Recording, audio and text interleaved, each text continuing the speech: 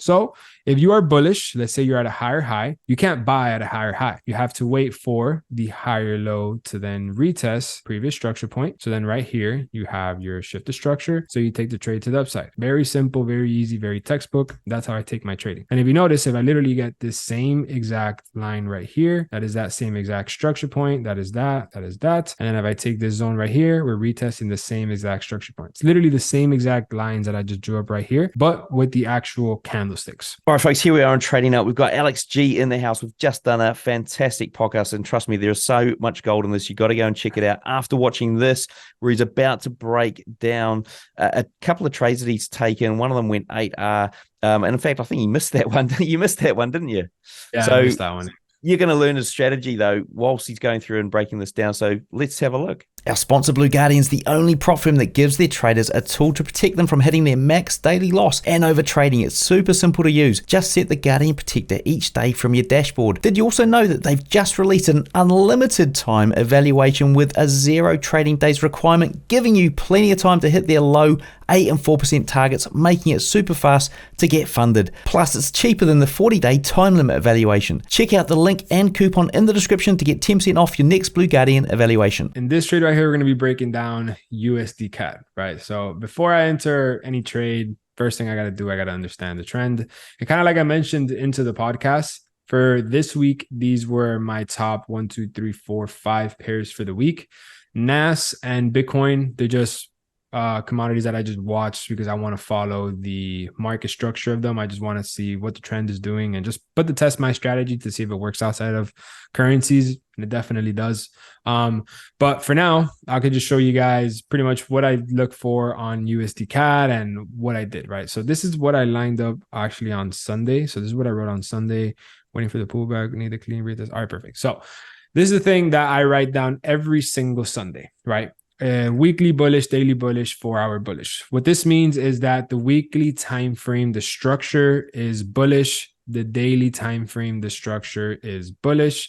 And then the 4-hour time frame, the structure is bullish. So the most logical thing to do here is to simply buy the trade, right? So this is where I go down and then I find an area of interest. And the reason why this is bullish, I can show you guys a very simple example, which a lot of traders, they make this mistake and they think that it's bullish because of right here, because this is the left head, right shoulder or whatever. But the real reason is because this right here is the actual higher high of the market. And then this right here is the actual higher low of the market. And if you notice, throughout this whole entire time here, price never broke under the higher low, making this time frame bullish. So this time frame has actually been bullish since October of last year. Again, keep in mind we are on the weekly time frame. So now that I understand the weekly time frame structure is bullish, this is where I will then go down to the daily time frame, and then I'll understand what is daily time frame doing. Is it bullish or bearish? I identify that it's bullish because of this market right here. So we were bearish. Then we went bullish, creating a higher high and then higher low. So this is the higher high. This is the higher low. So I understand that the daily time frame, it's bullish. And then the 4-hour time frame, at the time of me looking at this market, it was bullish as well, which when I was looking at it, it was literally right here. I'll just show you guys. It was right here. This is on the Sunday that I broke it down. So if you notice, this was bullish, creating higher high and higher lows. Then we shifted bearish. And then at this point right here, we then shifted bullish again because we had broken above the lower high. So now this is the higher low. And then this is the new higher high, making this the 4-hour higher low. So to right now, we understand that all time frames are bullish. So what I'm waiting for is a very clean pullback that we have to retest in order to take the trade. And like always, we need the shift of structure to enter the trade with the engulfing, which is basically what I explained in the podcast. So what I lined up here is an area of interest. An area of interest has to have a minimum of 3 touches and above. So this area of interest here happens to be on a daily time frame. I only look for my areas of interest on the daily and the 4-hour because that's what the daily and the weekly. That's where they tend to that's where they tend to retest and reject the most on the daily and the weekly time frame. So we mark up here. This is 1 rejection, 2 rejections, 3 rejections, 4 rejections, and then 5. So this is a valid area of interest because we have more than 3 touches at this support and resistance level. So I mark off the zone with a box to get as many touches as possible. And then once I mark off the zone, what I do is I throw a line literally right into the middle of it, into the zone, and I look for a round psychological level. And in this case right here, the round psychological level is 1.37 thousand. So as soon as I find an area of interest, whether it's, let's say, this point right here, I just throw a line into the middle and I look for a round psychological level. And in this example right here, we also have 1.35 thousand right at the bottom of the area of interest.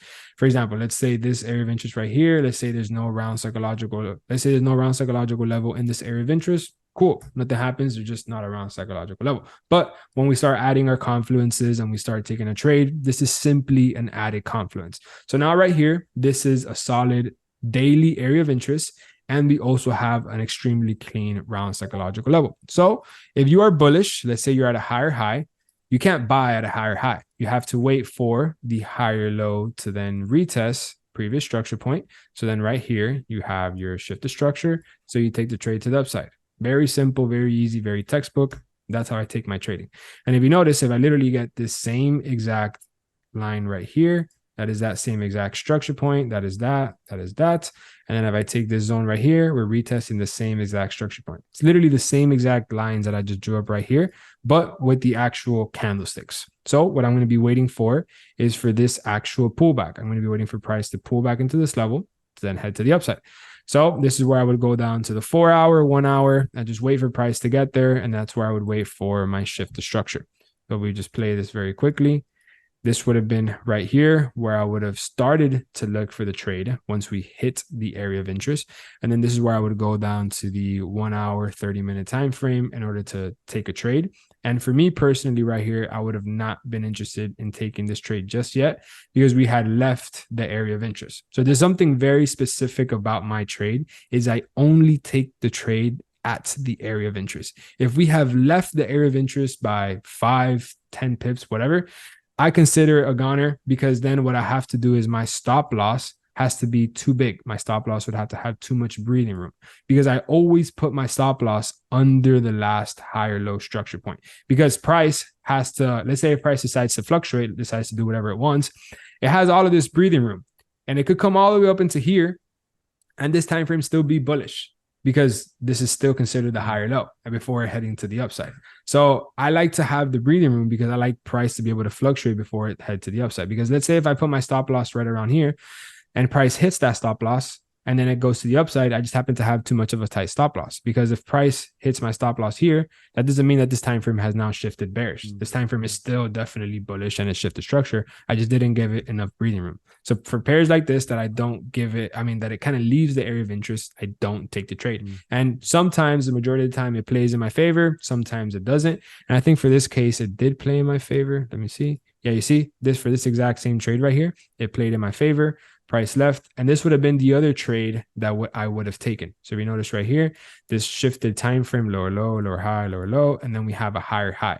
So now that we have the higher high, this is where I'm waiting for the higher low. This higher low right here is what I need in order to take the trade. And then after we get that higher low, that's where I have my bullish engulfing. And that is where I basically missed the trade because the market never gave me that. So if you look at this trade right here, you see, never gave me the higher low. It gave me that little quick retracement, but it didn't make it all the way back to my area of interest. Because if you notice, it would have came back and retested. It would have retested area of interest. It would have retested previous 1 hour lower high structure, retested daily area of interest, retested 13700, and retested the 1 hour EMA. Like, look how many things are lining up in this trade to give it a higher probability of heading to the upside versus not.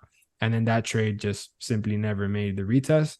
So I never took the trade. So that's why I technically miss this trade. And it played out extremely well. And, for some trades, it plays out good. For some trades, it just leaves, right? Because I'm very patient. I won't take the trade unless I have the retest. And that's just the reality of the situation. And I'd say over the course of not even 10 trades, like 20 to 30 trades, you will see how you avoid a lot more losses than not. For example, this trade right here, this would have been an easy little day trade. We broke the area of interest, retested it, the engulfing. That's the quick trade right there.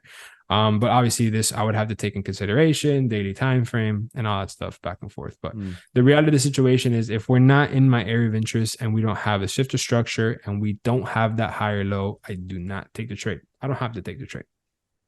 Look, this is a great breakdown. I mean, what sort of reminded me of was like, once you've got that, the double bottom is almost like the last time price can go to a point without changing structure, right? Hence why, I suppose you make that call on, I'm not going to get in and place my stop loss further up than where I want it to be, which is, in that area.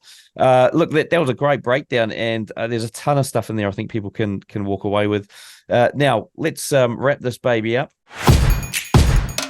Folks, Black Bull Markets have 10 merch packs to give away to clients who sign up before the end of the year, including one of these trader keys. So to go in the draw, all you need to do is sign up with the link below this video or in the podcast description, and you'll go in the draw to win. It's that simple. And remember, folks, when you sign up to Black Bull Markets through the Trading Nut link below, you're going to get a 100% deposit bonus up to $1,000 on your first deposit. All you need to do is click the link in the description below the video or the podcast. So what's the best way for people to get hold of you? So you guys can check me out on my Instagram and on my YouTube. They're both FX Alex G. So FX Alex G on Instagram and on YouTube. Best places to reach me.